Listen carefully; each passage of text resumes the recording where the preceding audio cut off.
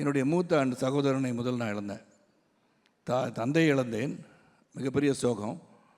படப்பிடிப்பில் தளத்தில் இருக்கும்போது என் தந்தையை இழந்தேன். அதுலேருந்து மீண்டு வருவதற்கு முன் ஒரு ஆக்சிடெண்ட்டில் எங்கள் அண்ணனை இழந்தேன்.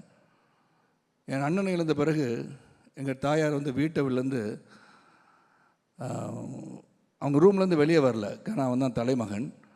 தலைமகனை இழந்த சோகத்தை வெளிக்காட்டாமல் அந்த சோகத்தை உள்வாங்கி வேண்டுமென்றே நடக்காமல் எழுந்து நடக்கவே மாட்டேன் என்ற உறுதியோடு இறுதி வரை இருந்து மறைந்தவர் தான் என் தாயார். என் மைத்துனர் இழந்தேன். இப்படி வரிசையாக நிறைய பேர் இழந்த பிறகு ஒவ்வொரு முறையும் நான் கற்றுக்கொண்ட பாடம், ஒரு சோகத்தை மனதில் இருந்தால் கூட அந்த சோகத்தை விட்டு மீண்டு வருவதற்கு பல நாட்கள் ஆகிவிட்டன. அந்த சோகத்திலேருந்து மீண்டு வந்து நீ என்ன நினைத்தாயோ, எதை சாதிக்க நினைத்தாயோ அதை சாதிக்க வேண்டும் நீ எண்ணம் கொண்டு வாழ்வோம் தான் மனிதன். அந்த மனிதனாகத்தான் மாரி செல்வராஜை நான் பார்க்குறேன். ஏன்னா பல பேருக்கு இந்த படம் ஒரு பாடமாக தான் அமையும். ஏன்னா வாழ்க்கையில் என்ன பார்த்திங்கன்னா, நான் ஒரு வசதியான குடும்பத்தை சேர்ந்தவன் நான் அல்ல. பார்க்குறதுக்கு பால்மேன் ஷர்ட்டு போட்டு இன்றைக்கி நிற்கலாம். ஆனால் அதுக்கு பின்னாடி எவ்வளோ ஒரு வழி இருந்திருக்கின்றத தைரியமாக சொல்லியிருக்கின்ற மாரி செல்வராஜுக்கு என்னுடைய வாழ்த்துக்கள். இங்கே இருக்க பல பேரும் அப்படி தான் வந்திருப்போம். உழைப்பு ஒன்றே நம்பி அந்த உழைப்புக்கு உறுதியான நேர்மையான உழைப்பு இருக்கும்போது வெற்றி கிடைக்கும்னு நம்பிக்கை அடிப்படையில் வந்தவர்கள் தான்.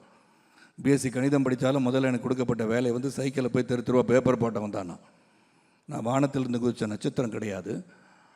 ஆனால் அந்த உழைப்பு உறுதியாக ஒரு சினிமாவுக்கு வரணும்னு சொல்லி அந்த சினிமாவுக்கு வர வேண்டிய கட்டாயம், அப்புறம் நான் நிலைச்சி நிற்கிறேன்னு அதுக்கு காரணம் ஒன்று உழைப்பு. அந்த உழைப்பு தான் இந்த படத்தில் காட்டப்பட்டிருக்கு.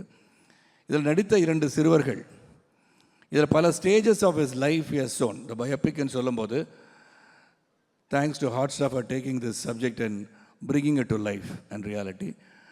ஏன்னா ஒவ்வொரு பருவத்தை நான் மாறிட்டு படம் பார்த்து வந்தோன்னு சொன்னேன். எல்லாருக்குமே என்னை உள்பட பள்ளிக்கூடத்தில் படிக்கும்போது 8ஆம் கிளாஸ்லேயே ஒரு டீச்சரை லவ் பண்ணவன் தானா. அது டீச்சர் லவ் பண்ணதும் காவியில் போயட்டிக்கா there is some interest in that teacher என்பதை ஒரு சிறப்பாக காட்டியிருப்பது தான் மாறி.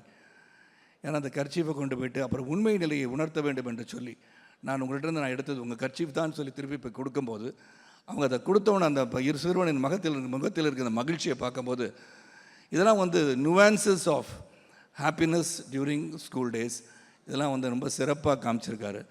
பல விஷயங்கள் சொல்லிகிட்டே போகலாம். மாதிரி மதராக நடிச்சிருக்கோம், எக்ஸ்ட்ராடினரி பர்ஃபார்மன்ஸ். உண்மையை வாழ்ந்திருக்காங்க தான் சொல்லணும். எல்லாத்தோட இறுதி காட்சியில் பசி ஒரு மனிதனை எங்கே கொண்டு போய் சேர்க்கிறதுன்னு ஒரு காமிச்சிருந்தார்.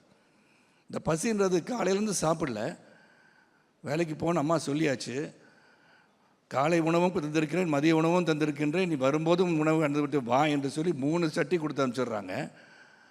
ஆனால் அதையும் சாப்பிடாம பள்ளிக்கூடத்துக்கு போய்ட்டு திரும்பி வராப்பில் பசி என்ன பண்ணுறதுன்னு தெரியாமல் ஒரு வாழைத்தோப்புலையால் வரும்போது அந்த வாழை அறுத்து தலையில் சுமந்த அந்த சிறுவன் ஒரு பழத்துக்காக இங்கே தானு சார் பேசும்போது சொன்னாங்க, ரொம்ப ஈஸியாக பழத்தை சாப்பிட்டு தோலை தூக்கி போட்டுறோம், இனிமேல் போட மாட்டோன்னு. ஏன்னா போட்டால் பிறர் வலிக்கு விழுந்துருவாங்க சார், அதனால் போடாமல் இருக்கிறதே நல்லது. அந்த தோலை சொன்னேன். அப்போ அங்கேருந்து வீட்டுக்கு வந்த பிறகு அவங்க அம்மா இங்கே வந்தோடனே அந்த ஓலை சத்தங்கள் என்ன நடந்திருக்கு, அந்த ஒரு shock which was given to all of us in the theater. அது முடிஞ்சு அதுக்கப்புறம் அங்கே போய் உட்காந்து அந்த பசியை என்ன தான் வெளியே நடந்துட்டு இருந்தால் கூட அந்த சிறுவனுக்கு ஒரு பசியை அடக்க முடியாமல் அந்த பழஞ்சோரை எடுத்து தட்டில் போட்டு சாப்பிடும்போது உண்மையிலே you brought tears into my eyes மாதிரி. It's extraordinary shot. அதை என்ன தான் சோகங்கள் இருந்தால் கூட அவனுக்கு பசி முடியல. அந்த பசி, அந்த உண்மையான பசி தான் இன்றைக்கி வாழை. அந்த பசியை உணர்ந்து இந்த பசியை போக்குவதற்கு நாம் எடுத்துக்கொண்ட அந்த முயற்சியில் அவர் என்னெல்லாம் எண்ணங்கள் இருந்தது அந்த எண்ணத்தில் வெற்றி பெற வேண்டும் என்று மாரி செல்வராஜ் எடுத்ததில் உண்மையிலே is going to be a great director. We got many stalwarts sitting in front. Mari is one among the best directors I have ever seen, and Rajit sir, everybody who is here. You are all doing yeoman service to the industry and hats off. இந்த படத்தை எல்லாரும் தியேட்டரில் போய் பாருங்கள். And ஒன்றே ஒன்று தான், உழைப்பு, உறுதி, நேர்மை இருந்தால் வெற்றி நிச்சயம் என்பது உறுதி. நன்றி, வணக்கம். Thank you so much, sir.